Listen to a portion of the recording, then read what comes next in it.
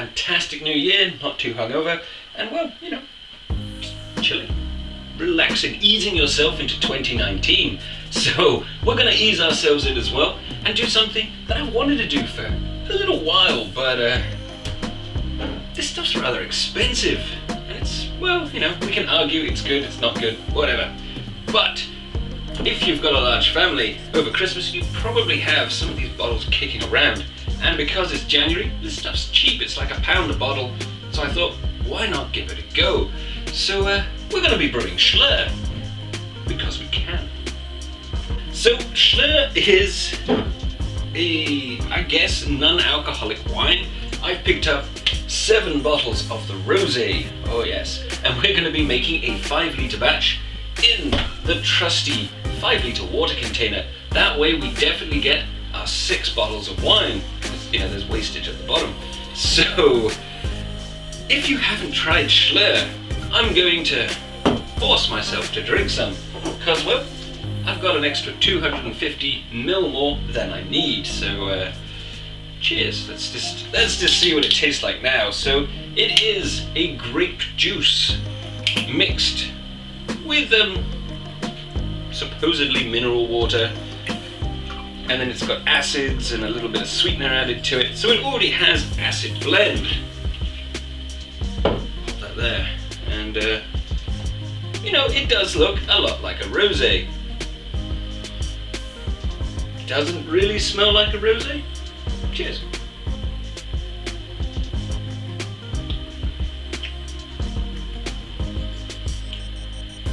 Yeah, it's okay.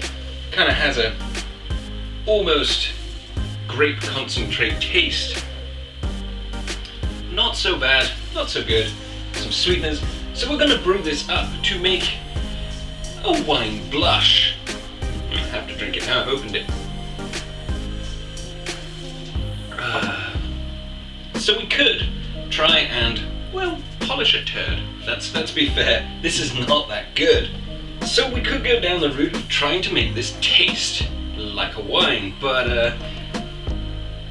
I think it's going to fail. I mean, we could add tannin into it, we could try and tweak with the acid blend, but this already contains an acid blend already in there. It has malic acid, grape concentrate, antioxidants, some citric acid, and a sweetener, but that's cool. So what we're going to be doing is we're going to be making a low alcohol wine. It's going to be about 5%. Now, all of the sugar inside of this beautiful shloer works out as about 240 grams for the 5-gallon batch. 5 gallon? Wow, that would be good. For the 5-litre batch that we're going to be doing. So I'm going to be adjusting it with 250 grams of just plain ordinary white sugar. That's going to bring it up to about the 5% mark, and that's more acceptable. We could add more sugar in, but then you're going to end up with more alcohol, the taste of alcohol, and then less flavour from the shloer. And I don't think it will work, personally. Obviously, you can add more sugar and try it, but we're making a low alcohol kind of rosé spritzer, and we'll see if it tastes any good, because there's only one way to find out. So let's do that. So I have the trusty brewing pan, just a large stainless steel pan, and my portable hob. And we're going to be heating this up, one, to drive off the bubbles, because we don't want the bubbles in there when we're brewing. But also it contains a preservative called sodium citrate, which we're going to have to remove. But if you've got cystitis, good for your pipes. So in goes our 5 litres, approximately, of shloer. So delicately done. It kind of has a, I guess, reminiscent smell of wine, but to be honest, it smells a lot like watered down homebrew concentrate that we add into our wines. Just in case, just saying that. So nothing has been sterilized, it's all just clean, because we're going to be applying fire.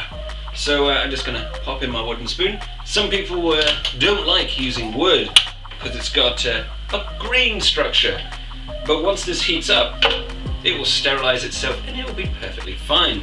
So I'm just going to leave this to come up to the boil.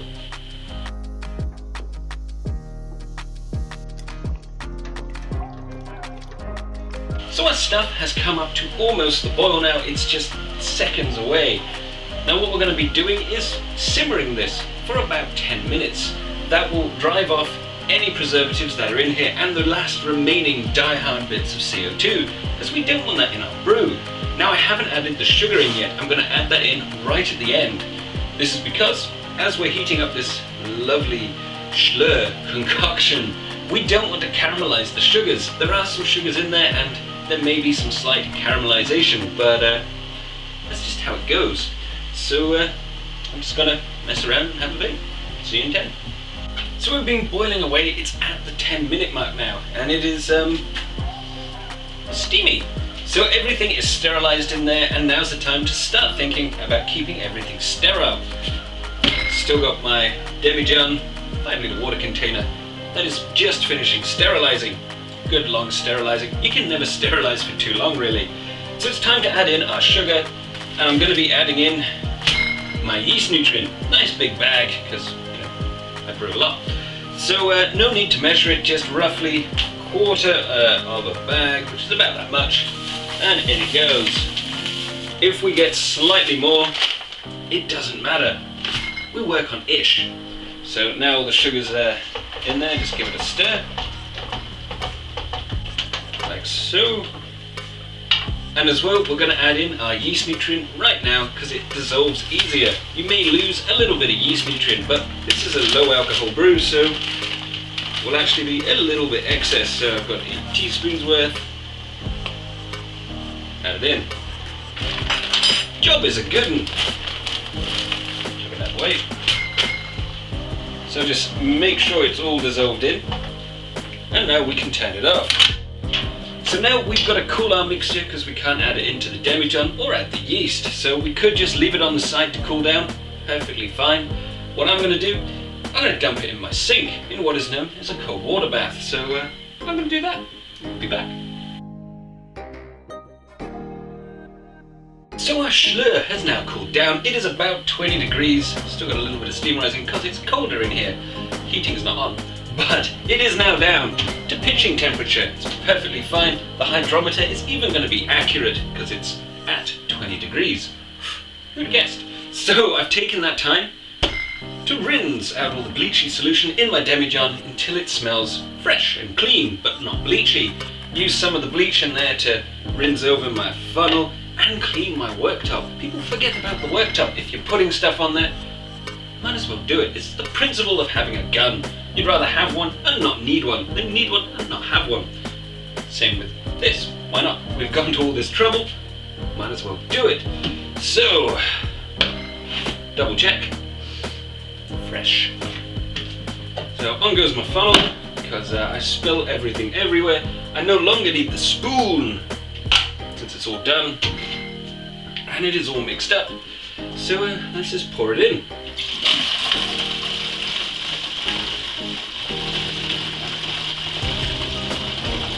There we go.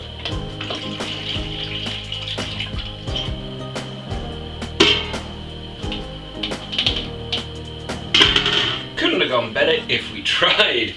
Now it's time to dump in the hydrometer. So it has been sterilized. I did it in my demijohn. Just keep it in fresh water so it doesn't roll around everywhere. Let's add it in. Just wait till it stops bobbing and we will see what we've got. So we didn't do this sugar accurately, we ished it, so it's probably going to be slightly over. I'm not so worried. If I was, I would have measured it. But there are sweeteners in here, and sweeteners do knock off, they change the hydrometer reading slightly as well, up to about 1%, because, well, we use 7 bottles of shloer, so it's going to be a little bit of sweetener in there. So let's take a look. So it is finished, and it is finished at 1.044. That is approximately 7% if it ferments to dryness. But it's got sweetener in there, so I'm not expecting it to do that. So we probably got around 6%, but we won't know until we take the other hydrometer reading.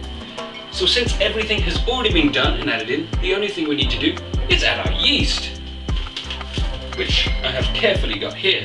And I'm using just a universal wine yeast. In fact, it is Gervin universal wine yeast.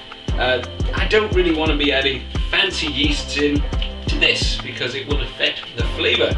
I just want to see what the shloer tastes like.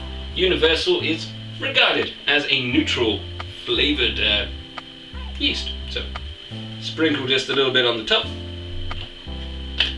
Put the lid on, give it a quarter turn just so it stays on there but can move. And we're done. That's done. We're done. We're finished. So this is probably going to take 2, maybe 3 weeks to finish fermenting. But we will be back and we will get to see what this tastes like once it's fermented. So I really hope you enjoyed the video, guys. Don't forget to check out some of the other ones. And well, subscribe if you feel like it. Carry on homebrewing. Cheers. So I just want to take a second to thank my patrons. They're helping me grow the channel, upgrade my equipment, all of that fantastic stuff. And as a thank you to them and for future patrons, I also do 4 Patreon-only videos per month. So it's pretty handy if you want a little bit extra. So there's some other links to videos down below, and of course the Patreon and subscribe button. Don't forget to check those out. So yeah.